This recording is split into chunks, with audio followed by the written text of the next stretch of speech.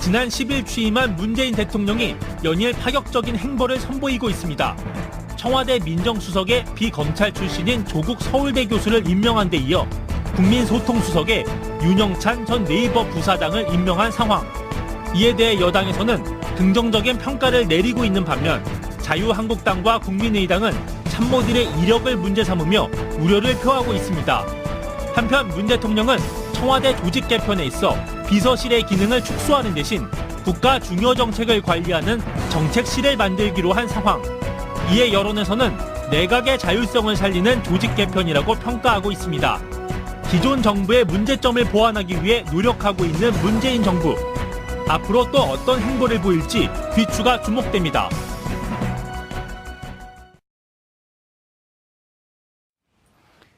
(5월 10일) 금요일 정봉주 품격시대 두 번째 이슈 들어가겠습니다.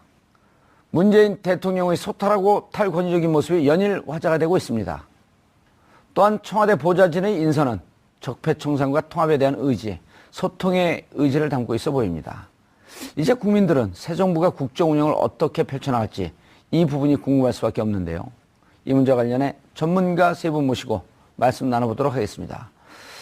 김대현 주간조선 기자, 이 부분에 대해서 아마 제가 보기엔 최고 전문가일 것 같습니다. 칭찬도 했다가 고춧가루도 뿌렸다. 감사합니다. 예. 네. 조대진 변호사고요. 조대진 변호사 자리했습니다. 난 이쪽이 조대진 변호사인 줄 알았네. 그렇죠. 예. 중간에 같이 대자가 들어가 있었고 헷갈려 죽겠어. 예. 조대진 변호사 자리하셨습니다. 네, 안녕하십니까. 조대진 변호사입니다. 자, 허성무 전 청와대 비서관 자리하셨습니다. 예, 반갑습니다. 예. 한 10여 년, 15년 전에 청와대에 있었죠? 예, 그렇습니다. 지금 막 다들 들어가니까 또 들어가고 싶죠? 아니요, 저는 전혀 들어가고 싶지 않습니다. 그래요? 왜냐면, 진심으로 느껴졌어요? 예, 새벽 5시 일어나서 출근해가지고 밤늦게까지 근무해야 되고 너무나 힘든 일입니다. 뭐 퇴근합니까? 이제 거기서 먹고 자고 하죠. 그 안에 들어가고. 먹고 자고 할 만한 공간은 좀 부족하고 먹을 공간은 뭐 새끼를 다 먹을 수 있게 돼 있는데 오늘 저기 대통령님께서 이제 그 비서관들이나 행정관들하고 식사하는 공간 그게 이제 여민관 지하 1층에 있는 식당. 거기서 줄 서고 같이 먹고. 예, 늘 뭐 그때 다 그렇게 줄 서서 먹었는데 본인도 이제 수석도 하고 비서실장도 했지만 거기서 식사를 많이 하셨던 공간이잖아요. 예. 그러니까 익숙한 공간에 가신 거죠. 아하. 그러니까 저런 모습이 자연스럽게 나올 수밖에 없고 그때도 그렇게 했고 지금도 그렇게 하는 거고. 야, 이게 일종의 데자뷰 현상이네요. 박근혜 대통령도 79년까지 청와대에 있다가 네네. 18년 만에 다시 청와대를 들어간 거거든요. 그렇죠. 18년 만이 아니죠. 그건 한 3, 40년 만에 익숙한 공간. 예, 30 몇 년 만에 들어가셨는데 이제 이번에는 뭐 그 10년 만에 다시 들어가신 거 아닙니까? 정확하게 예. 그렇죠. 10년 만에 10년 들어갔네요. 만에 다시 들어가신 건데 뭐 사실은 이제 그 데자뷰지만 저렇게 와이사스 입고 다니시고 뭐 식사 같이 하고 대통령이 비서관들하고 식사 같이 겸상했다고 막 화제가 됐잖아요, 어제. 예.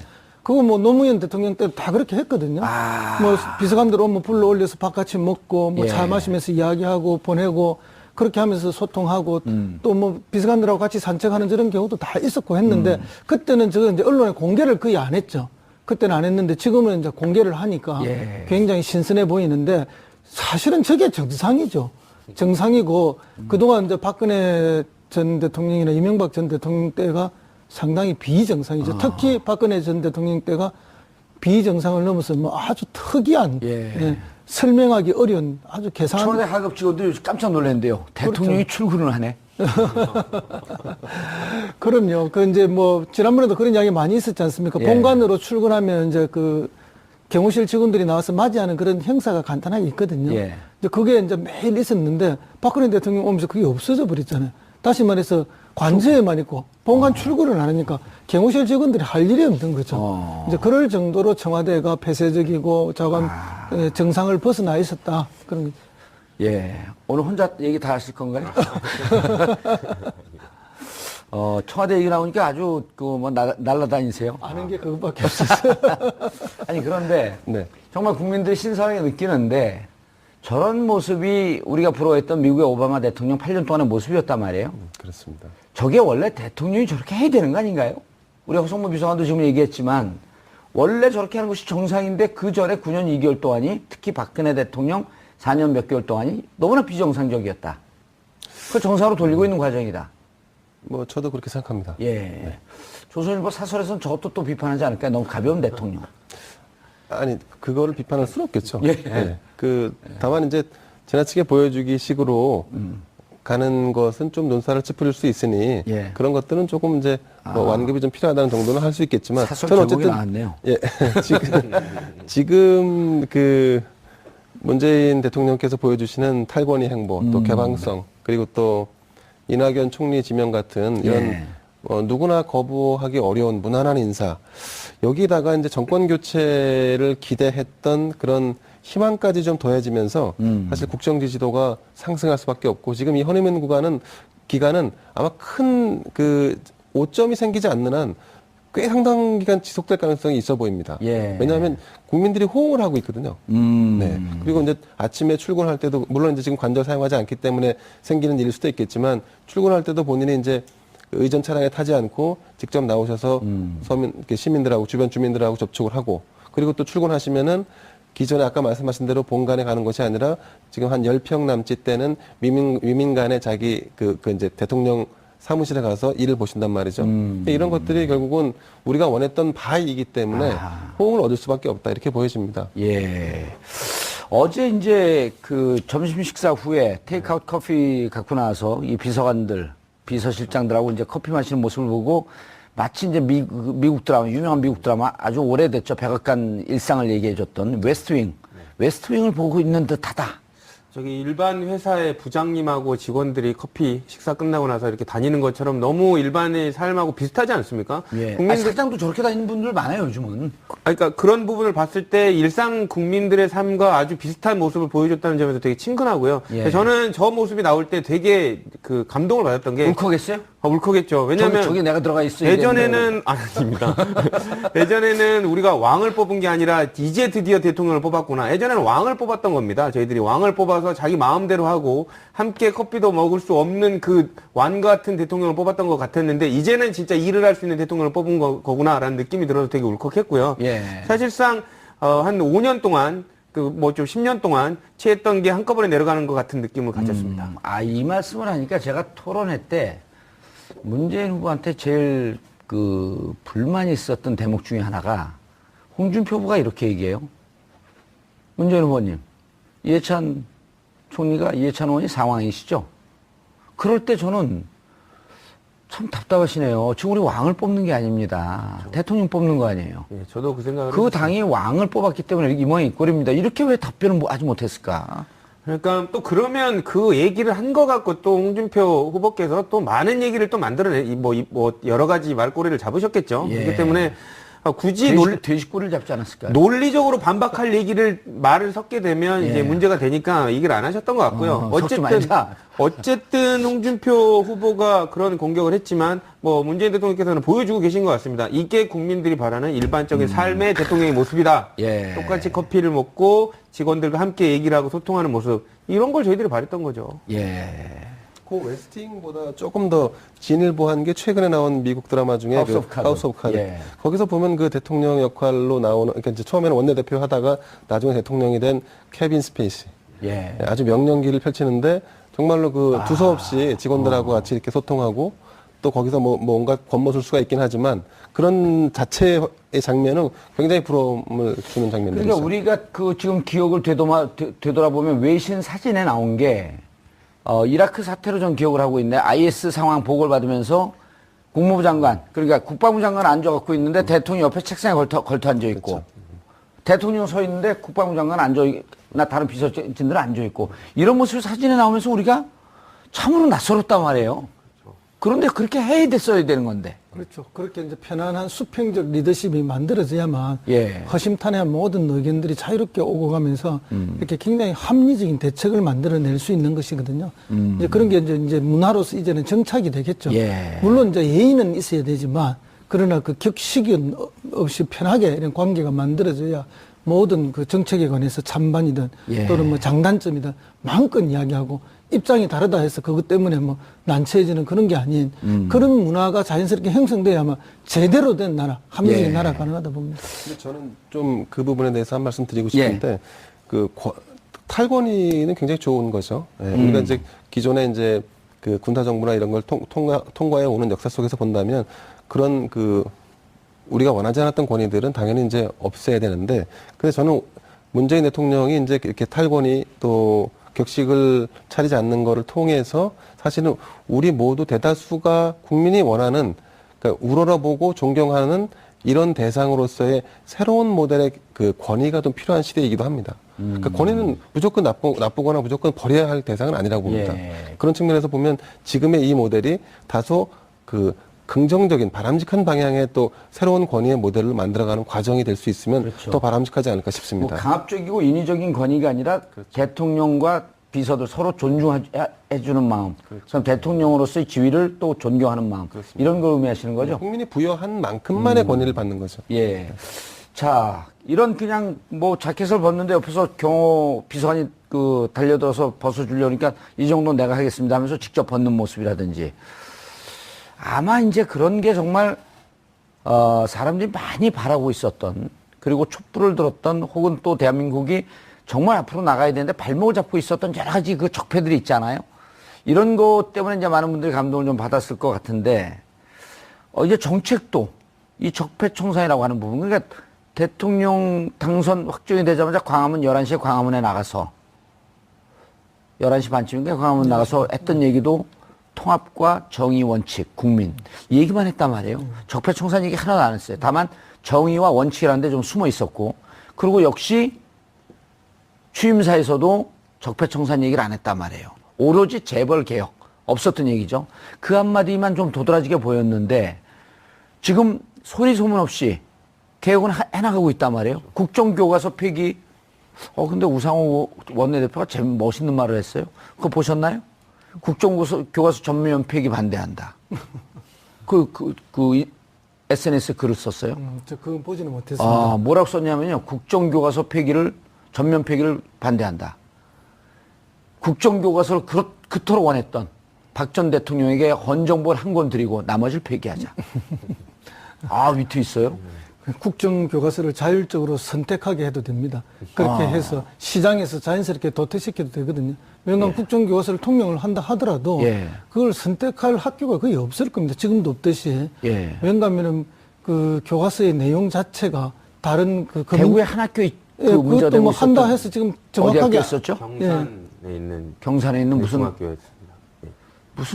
무슨 고등학교였는데 학부모들도 뭐 반대하고 이렇게 해서 뭐 한다 안 한다 이런 과정까지 있었는데 실제 시장에서, 교육 시장에서 그게 퇴출될 수밖에 없거든요. 그러니까 결국 이거는 뭐 개혁이라기보다는 비정상을 그냥 정상화하는 거죠. 국정교과서라는 것 자체가 어디 뭐 아주 독재적인 공산국가 한두 군데서나 할 수 있는 국가 일이지 지금 같은 이런 자유민주주의국가 세상에 그런 교과서를 하는 데가 어디 있습니까? 근데 국정교과서는 저는 뭐 어떤 측면에서는 필요한 부분도 있을 수 있다고 보여지는데 그래서 이제 국정과 민간 교과서를 다 공존하게 하고 선택하게 해서 자연적으로 도태된다면 그건 어쩔 수 없는 문제인데, 제가 왜 그 말씀 드리냐면 그 역사를 기술할 때 우리에게 진짜 필요한 정통사학의 줄기, 뼈대, 골간, 그것을 국가가 만든다라는 것이 종래의 관점에서 바라보는 그런 획일성의 문제로만 바라볼 것이냐. 그래서 무조건 다양성만 추구해야 되느냐. 그래서 일정 부분 정부가 그런 역사적인 그 과제에 있어서, 역사의 해석이나 어떤 뭐 기록에 있어서 중심을 가지고 기록하고 남길 수 있는 부분, 그거를 완전히 터부시해야 하는 게 맞는지에 대해서는 한번 고민해 볼 필요는 있을 것 같습니다. 근데 그건 전제가 있죠. 매우 객관적으로 그렇죠. 팩트 위주로 기술된다는 전제가 있을 때는 그게 가능하신 말씀인데, 왠가하면 이번에 박근혜 전 정권에서 그 국정교과서 만들겠다는 것은 완전히 집필전에서 벌써 드러나듯이 무슨 의도로 하는가 하면 정치적 의도였다고. 아버지와 그 역사를 미화하기 위한 정치적 목적을 분명히 가지고 있었기 때문에 그런 식의 국정교과서라면 이건 있을 수가 없는 것이죠. 그거야말로 역사 왜곡이거든요. 그 국정교과서 논쟁을 하자고 지금 두 분을 모신 건 아니고요.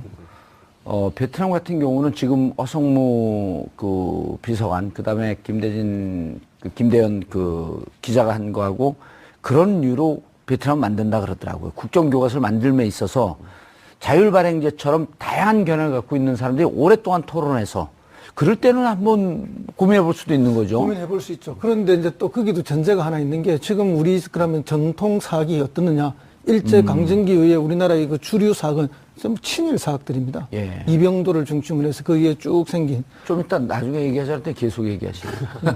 그래서 어쨌든 국정교과서 폐지를 지시했고요. 예. 또 이제 님을 위한 행진곡 제창. 그러니까 조금 있으면 이제 그 5.18 광주항쟁, 이걸 기념식이라고 얘기하나요? 뭐라고 얘기하나요? 추모식이라고 얘기하나요? 기념식이라고 부르는 걸로 알고 있습니다. 광주항쟁이니까 기념식. 네. 4.16은 기억식. 네, 그렇습니다. 이거 말 잘못하면 큰일 나요. 예를 들어 무슨 사고가 났는데 그걸 기념식이라고 무심코 표현하는 분들이 많거든요. 그렇죠. 예. 근데 이건 다 기념식이 맞습니다. 5.18 왜냐하면 기념식이고. 민주화 운동을 기념하는 운동을 기념식이. 학살을 기념한 게 아니고. 그때 님을 위한 행진곡, 이게 박근혜 대통령 시절에, 이명박 시절엔 부르지 않았나요? 님을 위한 행진곡 어떻게 됐었나요, 그때는? 글쎄, 뭐 정확히 기억은 안 납니다만 부르지 않았었던 걸로 기억이 되는데요. 국정홍보처에서 문제 제기하고 뭐 계속 그랬었죠. 예. 그런데 이제 이게 어쨌든, 근 한 10년 만에 다시 공식적으로 재창을 하는 이런 상황이 오는 건데 어떻게 생각하세요, 이 부분은? 좀 반대하죠, 거기. 그 질문을 꼭 저한테. 님을 위한 행진곡을 아시나요? 사랑도 명예도 이름도 남김없이 저도 뭐 마찬가지로 그 90년대 중반에 대학에 들어가서 학생운동을 했었기 때문에 뭐 저도 한 청년 뭐 출범식 뭐 대의원대 다 전국을 다니면서 다녔죠. 그러고 조선인들 들어가셨네요. 근데 그건 뭐 그렇게 연관짓는요. 웃자고 하는 겁니다. 예. 일단 이걸 이제 부르자라고 하는 것은 시대 변화를 이제 온전히 체감할 수 있는 새 정부가 들어와서 시대 변화를 온전히 체감할 수 있는 거라고 생각을 하고 의미를 부여할 수 있을 것 같고. 예. 근데 이제 다만 제가 아까 이제 일부에 말씀드렸는데 문재인 대통령을 지지하지 않는 유권자도 상당수 있습니다. 예. 그 유권자들 중에 또 상당수는 과연 정부 초기에 이 노래를 부르다 말 것이냐를 가지고 우리가 이렇게 중차대하게 논쟁을 벌여야 되냐? 뭐 이런 류의 반응을 보이는 분들이 분명히 있을 수 상당수 있죠. 있을 예, 거거든요. 그럼요. 예, 그렇기 때문에 저는 이거에 대해서 이렇게 우리가 정부 차원에서 정부 초기에 집착하는 모습을 보일 필요는 없지 않나 생각이 듭니다. 자, 그런데 5월 7일 날 광주에서 지지를 호소하면서 이런 약속을 했어요. 대통령 자격으로 5.18 기념식에 참석해 님을 위한 행진곡을 재창하겠다. 약속을 지킨다는 측면에서 받아들일 수 있겠고요. 그 약속을 지킨다는 뭐 후보 시절 약속을 지킨다는 의미도 당연히 있지만 이게 문재인 대통령의 기본적인 인식인 것 같습니다. 5.18에 관련된 역사적 그 중요성 그리고 유족들이 가지고 있는 그 의미 그리고 아픔을 보듬는다는 차원에서 분명히 재창이 이루어진다고 생각하는데 일부에서는 그렇게 생각할 수도 있습니다. 재창이든 합창이든 노래 부르는 거 똑같은 거 아니냐라고 생각하겠지만 그 일을 실제로 겪은 그 지역의 사람의 입장에서는 전혀 그런 게 아니거든요. 그러니까 그런 부분들을 명확하게 그 지도자로서 리더로서 인식을 하고 있고 그 부분을 국가 측면에서 보조를 하겠다라는 거를 그 내세운 것 같고요. 이 전 정권에서는 박근혜 전 대통령도 그렇고 어떻게 보면 박승춘 보훈처장이지 않습니까? 예. 보조를 맞춰가지고 국민을 너무 화나게 했습니다. 그렇기 때문에 그 부분을 문재인 대통령도 알고 계셨고요. 그렇기 때문에 사실상 경질에 가까운 인사조치를 해버리지 않았습니까? 이제는 문재인 대통령이 앞으로 어떤 모습을 보여줄지는 모르지만 명확한 것 같습니다. 국민하고 대통령은 다른 사람이 아니다. 그렇기 때문에 대통령이 하는 일은 국민이 원하는 것과 거의 일치해야 된다는 생각을 하시고 있는 것 같고요. 예. 그렇기 때문에 우리가 뭐 소위 뭐 SNS에서 그런 얘기를 하더라고요. 3일 동안 왜 이렇게 속이 시원하냐. 그거는 문재인 대통령이 정확히 국민이 원하는 걸 잘 알고 있기 때문이라고 저는 생각을 합니다. 그렇죠. 국민이 원하는 대통령이라고 하는 게 저 하늘에서 온 게 아니잖아요. 우주의 기운을 받아서 온 것도 아니고. 그렇죠. 이게 무슨 오락게임에서 도시건설하는 게임하는 것도 아니고 국민이 원하는 걸 해줘야지 그거를 표로 뽑은 겁니다. 예, 대통령이 뭐 하드캐리도 아니고. 그렇죠. 뽑아줘서 다른 일을 할 거면 그거는 대의민주주의에 있을 필요가 없는 거거든요. 알겠습니다. 자, 다른 중요한 질문으로 넘어가려는데 무슨 게임 얘기가 나온가 흥분했어요. 자, 박형철 전 부장검사. 이게 원래 허성무 비서관한테 갈려왔더니 순서가 딱 여기 딱 머무르네요. 박형철 이분이 누구였었죠? 최동욱. 예. 그다음 윤석열 밑에서 그때 당시에 국정원 대선 댓글 개입. 네. 그 수사하다가 옷을 벗은 부장검사죠. 그렇죠. 엄청나게 검찰 조직에 그리고 정권의 희생양이라고 봐야 될 것 같고요. 사실상 윤석열 그 부장검사 같은 경우는 한직으로 이렇게 계속 돌려서 검찰이 어떻게 보면 항복을 받아내고 싶어 했습니다. 나가라고. 너는 여기 있어도 우리 조직은 당신을 조직의 일원으로 받아주지 않겠다라고 했지만 꿋꿋이 그 한직에 가서도 오히려 더 일을 열심히 해버리는 모습을 보였거든요. 예. 그랬는데 박형철 부장 같은 경우는 이제 조금 많이 힘드셨나 봅니다. 그게 이제 뭐 의제의 문제가 아니라 더 이상 바뀌지 않을 것 같다는 검찰의 조직에 회의감을 느껴졌는지 모르시겠지만 옷을 벗으셨거든요. 지금은 이제는 그 검찰의 개혁을 명확하게 선언하고 있는 문재인 대통령의 그 부분, 그러니까 관련된 수단으로서 이제 돌아왔기 때문에 검찰이 되게 긴장하고 있을 것 같습니다. 반부패 비서관. 그렇죠. 이름도 그렇고 이 박형철 부장이 검찰의 정치 지향성으로 인해서 피해를 보지 않았습니까? 아하. 이 부분을 도려낼 수 있는 그 문제점을 정확히 알고 계신 분입니다. 그렇기 때문에 아마 검찰 측에서는 저승사자처럼 아마 무서울 겁니다. 그리고 또 반부패 비서관이 허성무 비서관님. 네네. 반부패 비서관이 신설됐어요. 그렇죠. 그만큼 이제 그 부패의 문제에 대해서 이제 정확하게 칼을 대겠다. 그런 예. 의사죠. 이제 뭐, 그 노무현 대통령 때까지만 해도 반부패 관련해서 청렴도가 세계적으로 우리나라가 굉장히 좋았습니다. 그렇죠. 계속 청렴도가 개선된 가다가 이것이 이제 이명박 정부가 들어서면서 다시 청렴도가 떨어지고 부패 지수가 높아지고 박근혜 대통령 시절에 와서는 뭐 이렇게 절정에 오를 만큼 많이 이런 나빠진 현상이 있었는데 예. 이 부분을 뭐 이제 다시 원위치 한다 이렇게 보셔야 되죠. 이렇게 반부패 비서관 자체를 낸다는 것 자체가 예. 그런 거고 이거는 뭐 결국 공직사에 대해서 사정의 칼날을 분명히 하겠다. 예. 공무원들 정신 똑바로 차리고 국민을 위해서 봉사만 하라. 그리고 지금 그 반부패 비서관과 동시에 조국 민정수석이 내놓은 첫 번째 아젠다가 정인의 문건에 대한 재수사. 그럼 그렇습니다. 세월호 조사 방해에 대한 재수사. 우병우와 검찰, 우병우 사단에 대한 조사. 이 세 가지 과제를 던졌거든요. 이제 검찰 개혁이 그래서 저는 좀 소리 소문 없이 이렇게 개혁은 진행되는 게 좋을 것 같아요. 막 한다고 그냥 그 소란 떨면서 아무것도 못하지 말고 이거는 그냥 원래 있던 자리로 돌아가는 거거든요. 그렇습니다. 근데 이제 검찰 개혁은 참여정부 때 뭐 하려 하다가 실패를 했죠. 예. 그 실패의 핵심 원인 그땐 너무 시끄러웠어요. 시끄러울 수밖에 없는 거죠. 예. 뭐 그 기득권을 가진 사람들이 극렬하게 저항하면 자연히 시끄러워지는데 왜 평검사와의 대화를 했어요? 그건 이제 권위주의를 타파하고 이제 뭐 강금실 장관을 그 했을 때 그 불만들을 예. 대화를 통해서 해소하려고 했던 건데 거기에 대한 평가는 뭐 많이 있으니까 뭐 더 말씀 안 드려도 되겠지만은 그때 결국 그 평검사의 대화 때문에 실패한 것이 아니라 국회에서 법이 통과 안 되니까 실패하는 거죠. 그럼 국회에서는 왜 법이 통과 안 되느냐? 검찰 출신의 국회의원이 많이 있습니다. 이 검찰 출신 국회의원들이 국회 법사위에 다 또 포진을 하고 있어요. 예. 이들이 친정인 검찰의 로비에 다 넘어가죠. 또 예. 오히려 자기들이 먼저 나서서 방어하고. 그러니까 국회에서 법이 통과 안 되는 거예요. 그러니까 그 개선할 수가 없었던 거죠. 그러나 지금은 국민 여론이 워낙 높게 올라와 있고 우병우 수석의 국정농단 방조의 모습을 보면서 반드시 개혁해야 되겠다는 여론의 힘으로라도 이것은 이번에는 꼭 성공할 것이라 그렇게 봅니다. 예. 민정수석 자리가 굉장히 중요한 것 같습니다. 중요하죠. 노무현 정부 청와대의 초대 민정수석이 예. 문재인 대통령 아니었습니까? 예. 네. 그러니까 문재인 정부, 뭐 이제 민주당 정부라고 해야겠죠. 민주당 정부 초대 예. 민정수석이 조국 교수가 됐다는 건 굉장히 좀 그런 측면에서 보면 또 의미가 있어 보입니다. 예. 네. 대통령으로 키우는 건가요? 그건 아니고 이제 그랬다는 사실을 말씀드리는 겁니다. 예, 그냥 드라이하게 팩트만 말씀드리는데 예. 저는 이제 아까 좀 전에 말씀하신 것처럼 개혁은 내가 개혁해야지라고 해서 그건 밀어붙이면 못합니다. 잘 안 됩니다. 절대 못합니다. 발표로 숨기고 있어야죠. 그럼요. 신압으로 이게 어느새 개혁이 됐네 하는 식의 개혁이야말로 사실 굉장히 정석의 개혁일 텐데. 예, 그래서 조직 개편이 이루어졌어요. 비서실장, 정책실장, 국가안보실장. 이 조직 개편의 의미를 좀 설명해 주시죠. 정무적인 업무는 임종석 비서실장 체제에서 처리한다. 예. 그리고 문재인 대통령이 중시해왔던 정책적인 일자리 그리고 어떤 경제 문제, 경제 활성화 문제 이런 것들은 정책실장 체제에서 이끌고 가겠다. 정책실장이 지금 임명이 됐나요? 아직 임명이 안 됐습니다. 아하. 거론되는 분들은 계신데요. 예? 거론되는 분들은 계시지만 예, 아직 임명 누가 안 됐습니다. 거론되고 있나요? 조윤재 교수님, 조윤재 네, 교수님. 그리고 예.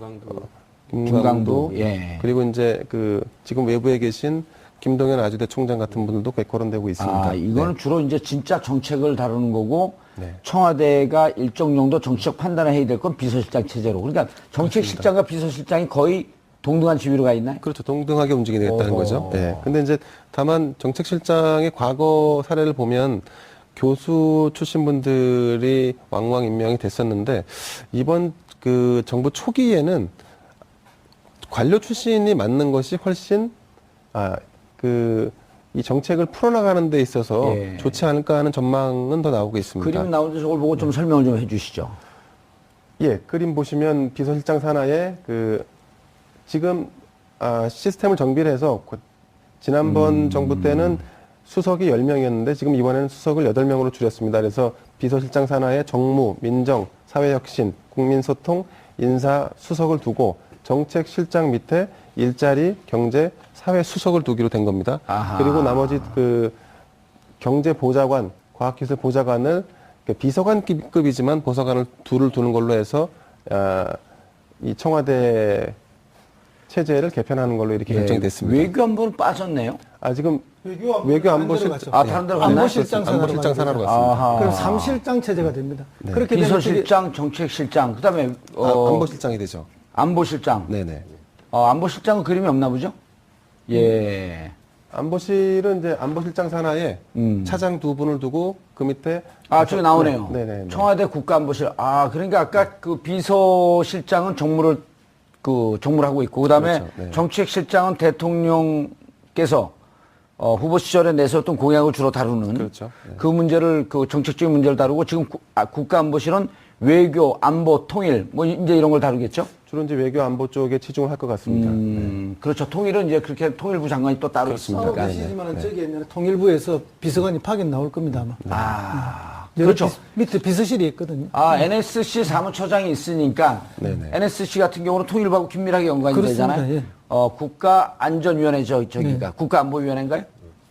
예, NSC에는 통일부에서 예. 또 그다음에 국방부에서 내셔널 시큐리티 커미티인데 그걸 우리말로 뭐라 그러죠? 번역을 정확하게 예? 국가안보위원회. 국가안보위원회. 예. 저는 국정은 다 안보위원회라고 쩝니다. 합니다. 국가안전보장회의. 네, 그렇습니다. 네. 그러니까 국가안보실장 1차 저게 좀 의미 있게 갔네요. 지금 이번에 보면은. 그리고 국가안보실장 산하에 국가위기관리센터. 저게 이제 그 안전 문제도 좀 다룰 것이고요. 네네.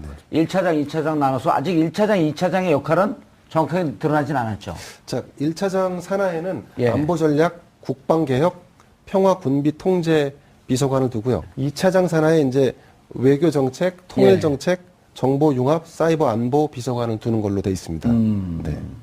그러니까 이제 그 1차장이 국방안보, 2차장이 외교통일, 이렇게 좀 크게 나눠질 수 1차장이 있- 네. 국가안보. 네네. 그 다음에 2차장이 외교, 통일. 통일. 네. 좀 짜임새가 어떤가요?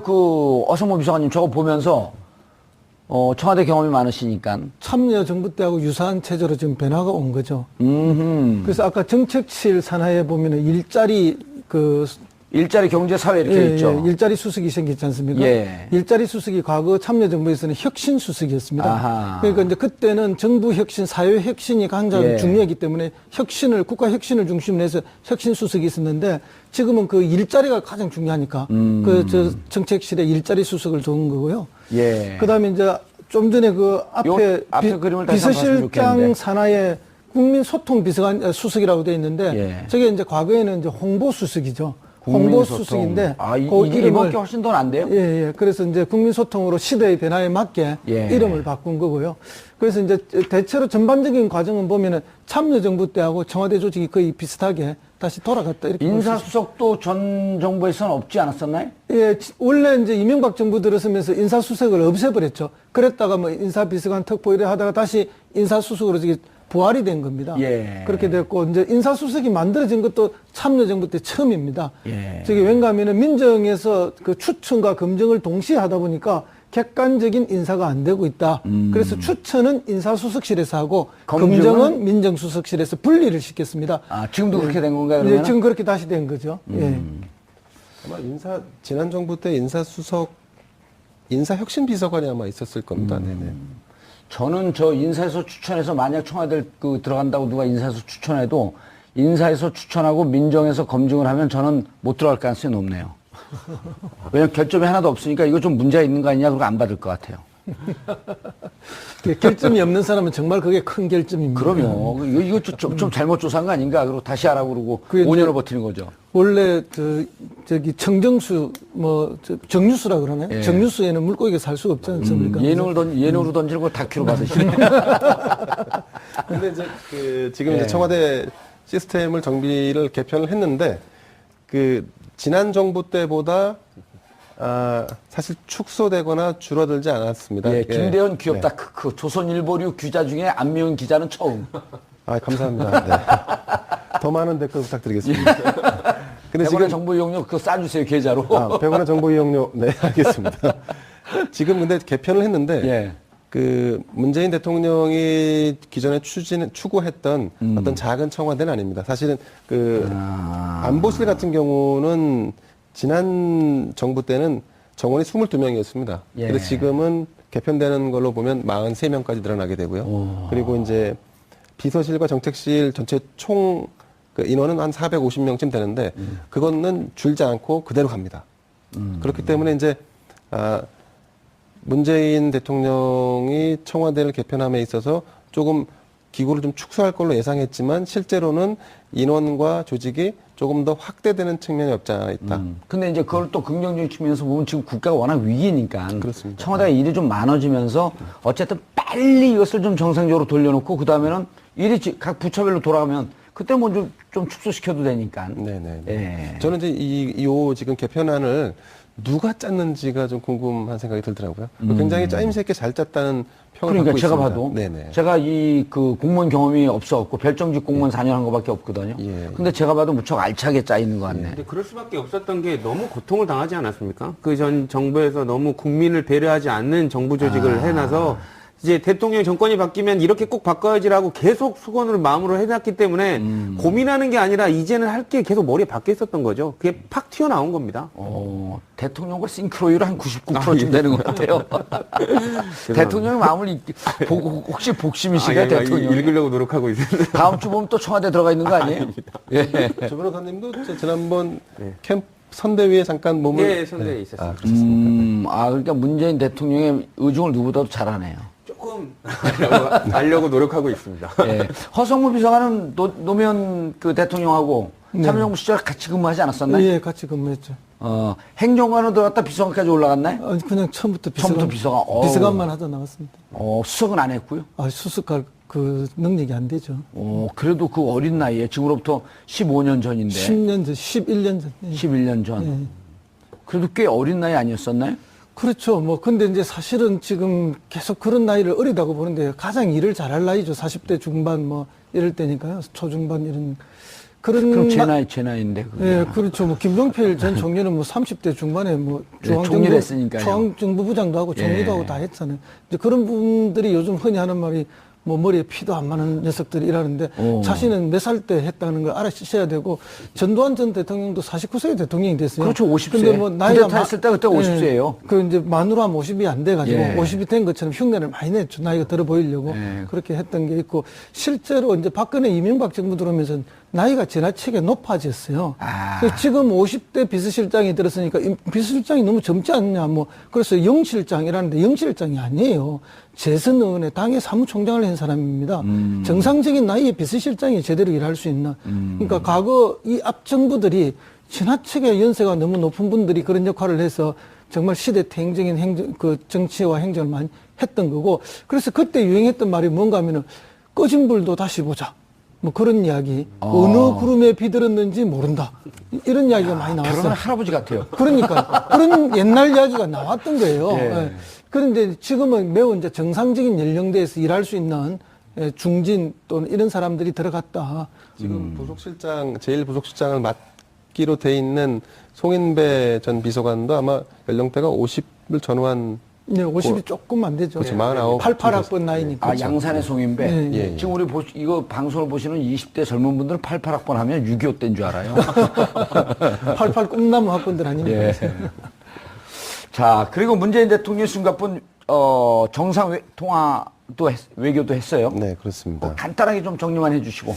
네, 예. 어제 지난 10일이죠. 일단 첫날 미국 도널드 트럼프 대통령과 30분간 통화를 했습니다. 예. 그리고 11일 시진핑 중국 국가주석 그리고 아베 신조 일본 총리. 저 그림이 나오네요. 네네네. 아베 신조하고 네, 했고. 그렇습니다. 그리고 이날 오후 나렌드라 모디 인도 총리와 통화를 했습니다. 이 모디 총리는 이 통화한 후에 자신의 소셜 미디어에 문재인 대통령에 대한 그 뭘까 평가. 예, 평가 워딩을 같이 올려놨다고 해서 화제가 되기도 했었습니다. 뭐라고 네. 좀 좋게 올려놨겠죠. 아무래도 덕담을 하고. 한글로 해서 안녕 이런 인사를 냈다고 예. 하던데요. 네네. 근데 요게 이제 정상과 통화를 하고 나서 예. 지금 문재인 대통령은 통화한 정상들에게 지금 특사를 파견하려고 준비하고 있는 상황입니다. 알겠습니다. 자, 문재인 대통령 취임한 이후에 우리가 오늘도 말씀드렸지만 국정교과서를 전면 폐기하라고 지시를 했습니다. 그리고 조국 민정수석은 정윤회 문건에 대한 재수사를 지시했고요. 그리고 세월호 조사 방해에 대한 것도 재조사를 하겠다고 했습니다. 그리고 우병우 전 민정수석과 검찰과의 관계, 우병우 사단이 도대체 무슨 일을 했는지도 재조사하겠다고 했습니다. 적폐청산이라고 하는 것은 어느 개인에 대해서 정치적 보복을 한다든지 하는 것이 아닙니다. 적폐청산이라고 하는 것은 비정상적인 것을 정상으로 되돌려 놓는 것입니다. 그리고 이 비정상으로 인해서 피해를 보았던 국민들에게 다시 기본권을 되돌려주는 과정이라고 생각을 합니다. 문재인 대통령에게 기대가 큽니다. 비정상을 정상화하겠다는 자세, 국민들은 박수를 보내고 있습니다. 5월 10일 금요일 정봉주 품격시대 마치겠습니다. 감사합니다. 대통령 서 있는데 국방부 장관 앉아있나 다른 비서진들은 앉아있고 이런 모습이 사진에 나오면서 우리가 참으로 낯설었단 말이에요. 그런데 그렇게 해야 됐어야 되는 건데. 그렇죠. 그렇게 이제 편안한 수평적 리더십이 만들어져야만 예. 허심탄회한 모든 의견들이 자유롭게 오고 가면서 이렇게 굉장히 합리적인 대책을 만들어낼 수 있는 것이거든요. 이제 그런 게 이제 문화로서 이제는 정착이 되겠죠. 예. 물론 이제 예의는 있어야 되지만 그러나 그 격식이 없이 편하게 이런 관계가 만들어져야 모든 그 정책에 관해서 찬반이든 예. 또는 뭐 장단점이든 마음껏 이야기하고 입장이 다르다 해서 그것 때문에 뭐 난처해지는 그런 게 아닌 그런 문화가 자연스럽게 형성돼야만 제대로 된 나라, 합리적인 예. 나라가 가능하다 봅니다. 근데 저는 좀 그 부분에 대해서 한 말씀 드리고 싶은데 탈권위는 굉장히 좋은 거죠. 예, 우리가 이제 기존에 이제 그 군사 정부나 이런 걸 통과해 오는 역사 속에서 본다면 그런 우리가 원하지 않았던 권위들은 당연히 이제 없애야 되는데, 근데 저는 문재인 대통령이 이제 이렇게 탈권위 또 격식을 차리지 않는 거를 통해서 사실은 우리 모두 대다수가 국민이 원하는, 그러니까 우러러보고 존경하는 이런 대상으로서의 새로운 모델의 그 권위가 좀 필요한 시대이기도 합니다. 그러니까 권위는 무조건 나쁘거나 무조건 버려야 할 대상은 아니라고 봅니다. 예. 그런 측면에서 보면 지금의 이 모델이 다소 긍정적인 바람직한 방향의 또 새로운 권위의 모델을 만들어가는 과정이 될 수 있으면 그렇죠. 더 바람직하지 않을까 뭐 싶습니다. 강압적이고 인위적인 권위가 아니라 대통령과 비서들 서로 존중해주는 마음, 그럼 대통령으로서의 지위를 또 존경하는 마음, 이런 걸 의미하시는 거죠? 국민이 부여한 만큼만의 권위를 받는 거죠. 예. 자, 이런 그냥 뭐 자켓을 벗는데 옆에서 경호 비서관이 달려들어서 벗어주려니까 이 정도 내가 하겠습니다 하면서 직접 벗는 모습이라든지, 아마 이제 그런 게 정말 사람들이 많이 바라고 있었던, 그리고 촛불을 들었던, 혹은 또 대한민국이 정말 앞으로 나가야 되는데 발목을 잡고 있었던 여러 가지 그 적폐들이 있잖아요.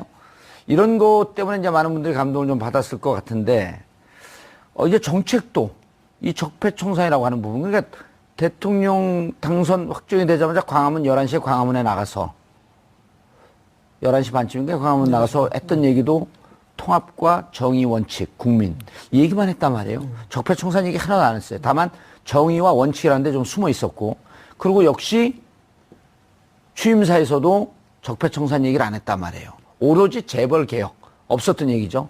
그 한마디만 좀 도드라지게 보였는데 지금 소리 소문 없이 개혁은 해나가고 있단 말이에요. 국정교과서 폐기, 근데 우상호 원내대표가 제일 멋있는 말을 했어요.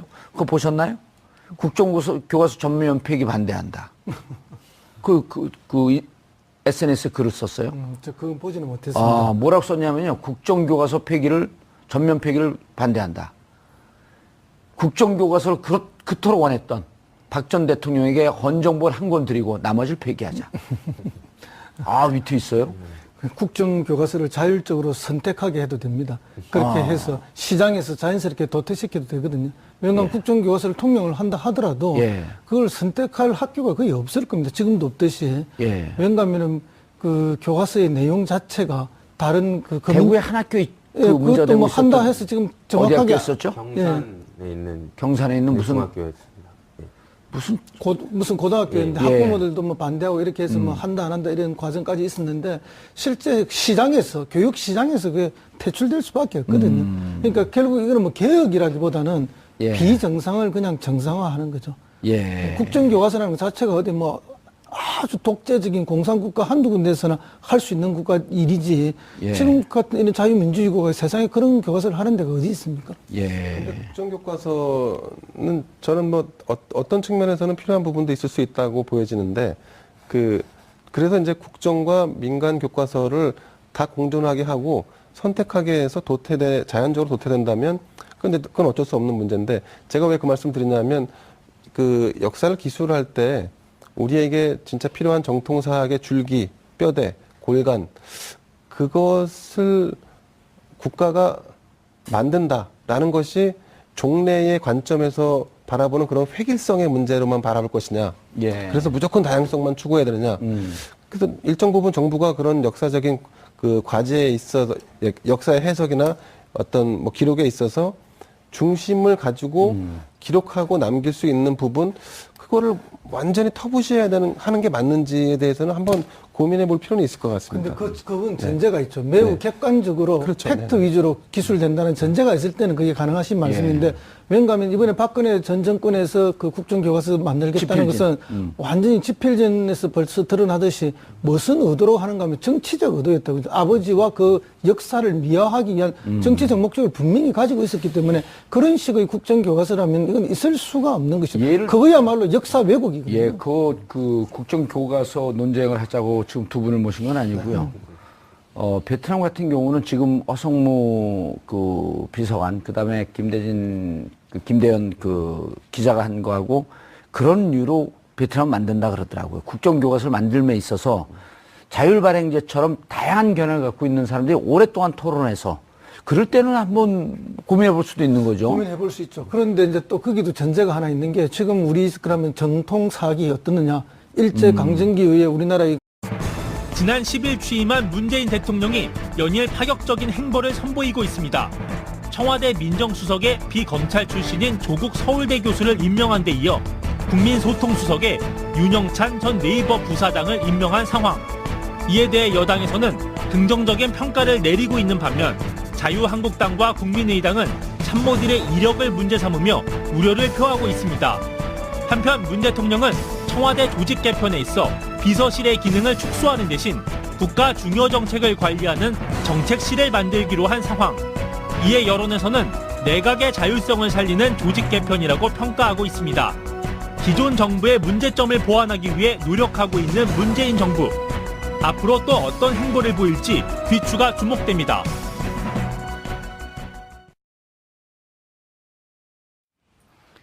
(5월 10일) 금요일 정봉주 품격시대 두 번째 이슈 들어가겠습니다.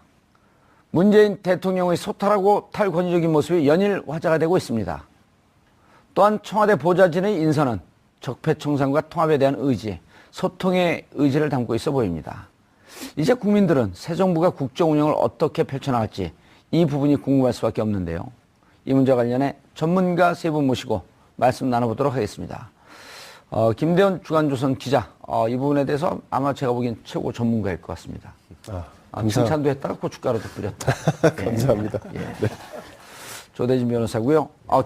조대진 변호사 자리했어. 난 이쪽이 조대진 변호사인 줄 알았네. 조대진 변호사. 예. 중간에 같이 대자가 들어가 있었고 헷갈려 죽겠어. 예. 조대진 변호사 자리하셨습니다. 네, 안녕하십니까. 조대진 변호사입니다. 자, 허성무 전 청와대 비서관 자리하셨습니다. 예, 반갑습니다. 예. 한 10여 년, 15년 전에 청와대에 있었죠? 네, 그렇습니다. 지금 막 다들 들어가니까 또 들어가고 싶죠? 아니요, 저는 전혀 들어가고 싶지 않습니다. 그래요? 왜냐면, 진심으로 느껴졌어요. 네, 새벽 5시 일어나서 출근해가지고 밤늦게까지 근무해야 되고 너무나 힘든 일입니다. 뭐 퇴근합니까? 그냥 거기서 먹고 자고 하죠. 그 안에 들어가고. 먹고 자고 할 만한 공간은 좀 부족하고 먹을 공간은 뭐 새끼를 다 먹을 수 있게 돼 있는데 오늘 대통령님께서 이제 그 비서관들이나 행정관들하고 식사하는 공간 그게 이제 여민간 지하 1층에 있는 식당. 식당. 거기서 줄 서서 같이 먹고. 예, 늘 뭐 그때 다 그렇게 줄 서서 먹었는데 본인도 이제 수석도 하고 비서실장도 했지만 거기서 식사를 많이 하셨던 공간이죠. 예. 그러니까 익숙한 공간에 가신 거죠. 아하. 그러니까 저런 모습이 자연스럽게 나올 수밖에 없고 그때도 그렇게 했고 지금도 그렇게 하는 거고. 야, 이게 일종의 데자뷰 현상이네요. 박근혜 대통령도 79년까지 청와대에 있다가 네네. 18년 만에 다시 청와대를 들어간 거거든요. 그렇죠. 18년 만이 아니죠. 그건 한 3, 40년 만에 익숙한 공간. 예, 30 몇 년 만에 들어가셨는데 이제 이번에는 뭐 그 10년 만에 다시 들어가신 거 아닙니까? 정확하게 예. 그렇죠. 10년 만에 10년 만에 들어갔네요. 다시 들어가신 건데 뭐 사실은 이제 그 데자뷰지만 저렇게 와이사스 입고 다니시고 뭐 식사 같이 하고 대통령이 비서관들하고 식사 같이 겸상했다고 막 화제가 됐잖아요, 어제. 예. 그거 뭐 노무현 대통령 때 다 그렇게 했거든요. 뭐 비서관들 오면 불러 올려서 밥 같이 먹고 뭐 차 예. 마시면서 이야기하고 보내고 그렇게 하면서 소통하고 또 뭐 비서관들하고 같이 산책하는 저런 경우도 다 있었고 했는데 그때는 저 이제 언론에 공개를 거의 안 했죠. 그때는 안 했는데 지금은 이제 공개를 하니까 예. 굉장히 신선해 보이는데 사실은 저게 정상이죠. 정상이고 그동안 이제 박근혜 전 대통령이나 이명박 전 대통령 때가 상당히 비정상이죠. 특히 박근혜 전 대통령 때가 비정상을 넘어서 뭐 아주 특이한 예. 설명하기 어려운 아주 개상한 청와대 하급 직원들이 깜짝 놀랐는데요. 대통령이 출근을 하네.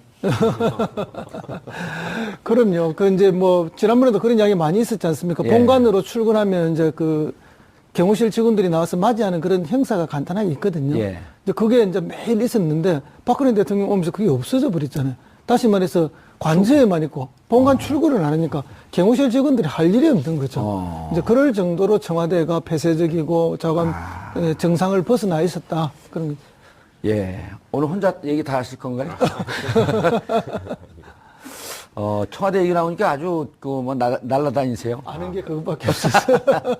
아니 그런데 네. 정말 국민들이 신선하게 느끼는데 저런 모습이 우리가 부러워했던 미국의 오바마 대통령 8년 동안의 모습이었단 말이에요. 그렇습니다. 저게 원래 대통령이 저렇게 해야 되는 거 아닌가요? 우리 허성무 비서관도 지금 얘기했지만 원래 저렇게 하는 것이 정상인데 그 전에 9년 2개월 동안이 특히 박근혜 대통령 4년 몇 개월 동안이 너무나 비정상적이었다. 그걸 정상으로 돌리고 있는 과정이다. 뭐 저도 그렇게 생각합니다. 예. 네. 조선일보 사설에서는 저것도 또 비판하지 않을까요? 너무 가벼운 대통령. 아니 그거를 비판할 수는 없겠죠. 예. 네. 다만 이제 지나치게 보여주기 식으로 가는 것은 좀 논사를 찌푸릴 수 있으니 예. 그런 것들은 조금 이제 뭐 완급이 좀 필요하다는 정도는 할 수 있겠지만 사설 저는 제목이 어쨌든 나왔네요. 예 지금 그 문재인 대통령께서 보여주시는 탈권위 행보 또 개방성 그리고 또 이낙연 총리 지명 같은 이런 예. 누구나 거부하기 어려운 무난한 인사 여기다가 이제 정권 교체를 기대했던 그런 희망까지 좀 더해지면서 사실 국정 지지도가 상승할 수밖에 없고 지금 이 허니문 기간은 아마 큰 그 오점이 생기지 않는 한 꽤 상당 기간 지속될 가능성이 있어 보입니다. 예. 왜냐하면 국민들이 호응을 하고 있거든요. 네. 그리고 이제 아침에 출근할 때도 물론 이제 지금 관절 사용하지 않기 때문에 생기는 일일 수도 있겠지만 출근할 때도 본인이 이제 의전 차량에 타지 않고 직접 나오셔서 서민 이렇게 시민들하고 주변 주민들하고 접촉을 하고 그리고 또 출근하시면은 기존에 아까 말씀하신 대로 본관에 가는 것이 아니라 지금 한 10평 남짓 되는 위민관에 자기 그 이제 대통령 사무실에 가서 일을 보신단 말이죠. 이런 것들이 결국은 우리가 원했던 바이기 때문에 호응을 얻을 수밖에 없다 이렇게 보여집니다. 예. 어제 이제 그 점심 식사 후에 테이크아웃 커피 갖고 나와서 이 비서관들, 비서실장들하고 이제 커피 마시는 모습을 보고 마치 이제 미국 드라마, 유명한 미국 드라마 아주 오래됐죠. 백악관 일상을 얘기해줬던 웨스트윙. 웨스트윙을 보고 있는 듯하다. 저기 일반 회사의 부장님하고 직원들이 커피 식사 끝나고 나서 이렇게 다니는 것처럼 너무 일반의 삶하고 비슷하지 않습니까? 예. 국민들 사장도 저렇게 다니는 분들 많아요, 요즘은. 그러니까 그런 부분을 봤을 때 일상 국민들의 삶과 아주 비슷한 모습을 보여줬다는 점에서 되게 친근하고요. 예. 저는 저 모습이 나올 때 되게 그 감동을 받았던 게 울컥했어요? 울컥했죠. 왜냐하면 저기 내가 들어가 있어야 예전에는 아닙니다. 예전에는 우리가 왕을 뽑은 게 아니라 이제 드디어 대통령을 뽑았구나. 예전에는 왕을 뽑았던 겁니다. 저희들이 왕을 뽑아서 자기 마음대로 하고 함께 커피도 먹을 수 없는 그 왕 같은 대통령을 뽑았던 것 같았는데 이제는 진짜 일을 할 수 있는 대통령을 뽑은 거구나라는 느낌이 들어서 되게 울컥했고요. 예. 사실상 한 5년 동안 그 뭐 좀 10년 동안 취했던 게 한꺼번에 내려가는 것 같은 느낌을 가졌습니다. 이 말씀을 하니까 제가 토론회 때 문재인 후보한테 제일 그 불만이 있었던 대목 중에 하나가 홍준표 후보가 이렇게 얘기해요. 문재인 후보님, 이해찬 총리가 이해찬 의원이 상황이시죠? 그럴 때 저는 참 답답하시네요. 지금 우리 왕을 뽑는 게 아닙니다. 그렇죠. 대통령 뽑는 거 아니에요. 예, 저도 그 생각을 그 당이 왕을 뽑았기 때문에 이 모양이 꼴입니다. 이렇게 왜 답변을 하지 못했을까? 그러니까 또 그러면 그 얘기를 한 거 갖고 또 홍준표 후보께서 또 많은 얘기를 또 만들어내 뭐 여러 가지 말꼬리를 잡으셨겠죠. 예. 그렇기 때문에 굳이 돼지꼬리를 잡지 않았을까요? 논리적으로 반박할 얘기를 말을 섞게 되면 예. 이제 문제가 되니까 얘기를 안 하셨던 것 같고요. 섞지 말자. 어쨌든 홍준표 후보가 그런 공격을 했지만 뭐 문재인 대통령께서는 보여주고 계신 것 같습니다. 이게 국민들이 바라는 일반적인 삶의 대통령의 모습이다. 예. 똑같이 커피를 먹고 직원들과 함께 얘기를 하고 소통하는 모습 이런 걸 저희들이 바랬던 거죠. 예. 그 웨스팅보다 조금 더 진일보한 게 최근에 나온 미국 드라마 중에 하우스 오브 카드. 하우스 오브 카드. 예. 거기서 보면 그 대통령 역할로 나오는, 그러니까 이제 처음에는 원내대표 하다가 나중에 대통령이 된 케빈 스페이시. 예. 아주 명령기를 펼치는데 정말로 그 두서없이 직원들하고 같이 이렇게 소통하고 또 거기서 뭔가 겉모술수가 있긴 하지만 그런 자체의 장면은 굉장히 부러움을 주는 장면들이 그러니까 있어요. 우리가 그 지금 기억을 되돌아보면 외신 사진에 나온 게 이라크 사태로 전 기억을 하고 있는데 IS 상황 보고를 받으면서 국무부 장관, 그러니까 국방부 장관 앉아갖고 있는데 대통령이 옆에 책상에 걸터 앉아 있고